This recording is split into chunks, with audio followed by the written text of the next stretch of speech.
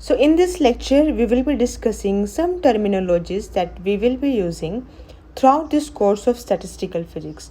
First, system. System simply क्या है? Any object of our interest that we will be studying. System दो तरीके से कैटेगराइज है स्टैटिस्टिकल फिजिक्स में. फर्स्ट इज़ माइक्रोस्कोपिक सिस्टम, कि ऐसे सिस्टम्स जिसमें वेरी फ्यू पर नंबर ऑफ पार्टिकल्स हो. अब वेरी फ्यू कितना होता है? Very few for this system is 1000.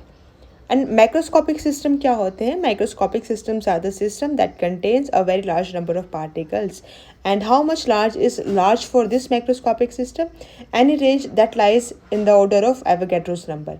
तो अगर किसी सिस्टम में एवोगैड्रो नंबर की ऑर्डर के पार्टिकल्स हैं तो उस तरह के सिस्टम को आप माइक्रोस्कोपिक सिस्टम कहेंगे.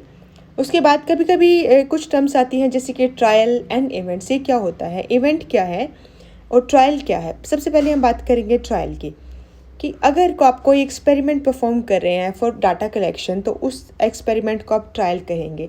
और जो एक्सपेरिमेंट के आउटकम्स आएंगे जिनको आप स्टडी करते हैं those are called events. For example tossing of coin. Tossing of coin एक ट्रायल है और उसका जो आउटकम है कि whether it will be head up और tail up, that would be your event. उसके बाद हम बात करते हैं इक्वली लाइकली इवेंट्स, कि ऐसे इवेंट्स जिनके होने की प्रोबेबिलिटी सेम हो. एग्जाम्पल है tossing of coin. Tossing of coin में आपके पास हेड अप भी आ सकता है और टेल अप भी आ सकता है. मतलब कोई भी ऐसी चीज़ नहीं है इस पूरे प्रोसेस में जो किसी एक इवेंट को फेवर कर रही हो. तो दोनों ही इवेंट्स के होने की प्रोबेबिलिटी सेम है.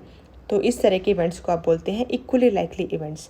लेकिन कई बार कुछ फेवरेबल इवेंट्स भी हो सकते हैं जिसमें आप इंश्योर करते हैं कि एक पर्टिकुलर आउटकम ही आए.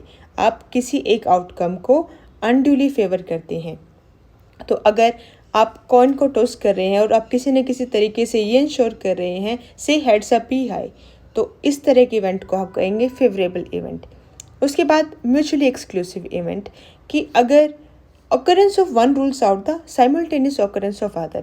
कि आप एक काम कर रहे हैं. If suppose again I am taking the example of tossing of coin. If you are tossing a coin तो या तो आपका हेड अप आएगा या आपका टेल अप आएगा. तो हेड अप और टेल अप साइमल्टेनियसली नहीं आएंगे. तो इस तरह का जो आपका इवेंट है जिसमें occurrence of one event rules out the occurrence of another event, this kind of events are called mutually exclusive events. उसके बाद इंडिपेंडेंट एंड डिपेंडेंट इवेंट, इनके नाम में ही इनका डेफिनेशंस हैं कि इंडिपेंडेंट इवेंट की ऐसे इवेंट जो एक दूसरे से इंडिपेंडेंट हो. डिपेंडेंट इवेंट क्या होते हैं? जो जिसका प्रोबेबिलिटी, सपोज कि one event is dependent on another event, that means that probability of happening of one depends upon the probability of happening of another. तो there are some examples that has been cited here. You just go through this. Next is the basic idea about probability. This is something that you have already done in your lower classes, so I won't be explaining in great detail. I will discuss the type of probability. कि probability दो type की हो सकती है. One, we can have statistical probability and we can also have a priori probability. क्या है ये समझते हैं. Statistical probability क्या है? कि number of ways in which the event actually occurs to the number of times the event was carried out. Example लेते हैं एक. सपोज आप एक कॉइन को 1000 टाइम्स टॉस कर रहे हैं और 520 टाइम्स आपका टेल अप आता है. तो स्टैटिस्टिकल प्रोबेबिलिटी टेल अप आने की क्या होगी? That would be simply 520/1000. तो इस तरीके से आप स्टैटिस्टिकल प्रोबेबिलिटी निकालते हैं. स्टैटिस्टिकल प्रोबेबिलिटी निकालने के लिए आपको पहले एक एक्सपेरिमेंट परफॉर्म करना होता है. उसके बाद आप सिंपली क्या करते हैं कि इवेंट सिंपली आप रेशो लेते हैं. किस का ratio? The event number of times that event actually happen to the total number of times event was carried out. लेकिन कभी कभी हम डिफाइन करते हैं अ प्रायोरी प्रोबेबिलिटी. ये क्या है? This is the ratio of number of cases favourable to the event to the total number of equally likely cases. अब एग्जाम्पल के साथ इसको भी समझते हैं. सपोज आपने एक कॉइन को टॉस किया. कॉइन को टॉस जब आप करते हैं या तो वो हेड अप फॉल होगा या फिर वो फॉल होगा विद टेल अप. अगर मैं कहूँ what would be the a priori probability of head up event, तो that would be number of cases favourable to the event. कितने केसेस थे? कि आपका अगर आप बात कर रहे हैं हेड अप के, तो एक ही केस आएगा कि एक if you are tossing that coin just once, तो for that case head up will be one only. और total number of equally likely cases कितने थे कि 2 केसेस थे इक्वली लाइकली। कौन कौन से? आपका हेड अप भी आ सकता था और टेल अप भी आ सकता था। तो in this sense a priori probability of head up event would be 1/2। Similarly a priori probability of tail up event that will also be 1/2। वो ऐसा क्यों होगा? क्योंकि आपका number of favourable cases to the tail up that was 1 divided by total number of equally likely cases that was 2. Why? Because you had two probabilities, you had two you could have two outcomes. First it could have been head up or it could have been tail up, दोनों की ही होने की संभावना बराबर थी। लेकिन अगर आप टेल अप का निकालना चाह रहे हैं, हेड अप का निकालना चाह रहे हैं, तो न्यूमरेटर में 1 आएगा। तो the one thing that we come up here is कि what would be the difference between a priori probability and statistical probability.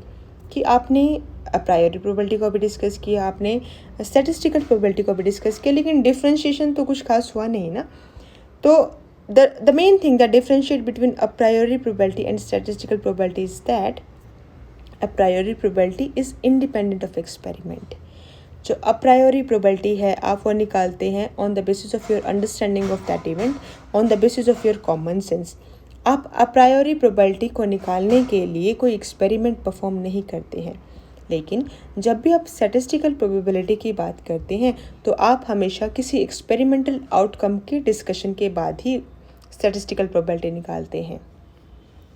A priori probability आप निकाल सकते हैं यूजिंग योर कॉमन सेंस।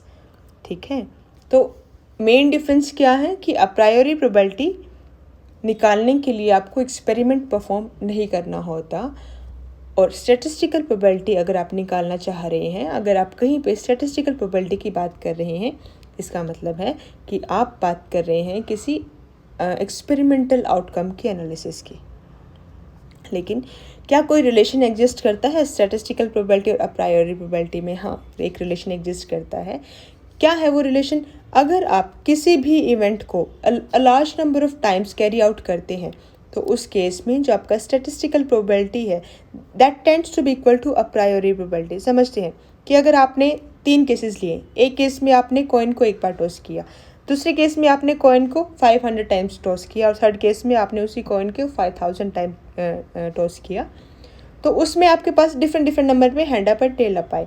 तो जैसे जैसे आप इस पूरे को आप just go through all this discussion, what you will see is that as you increase the number of times that you are tossing the coin, जैसे ही आप अपने जो कॉइन है उसको टॉस करने का नंबर इंक्रीज कर रहे हैं, उससे आप क्या देखते हैं? what you see is that as you increase the number of times you are tossing the coins, your statistical probability is approaching your a priori probability। इस केस में a priori probability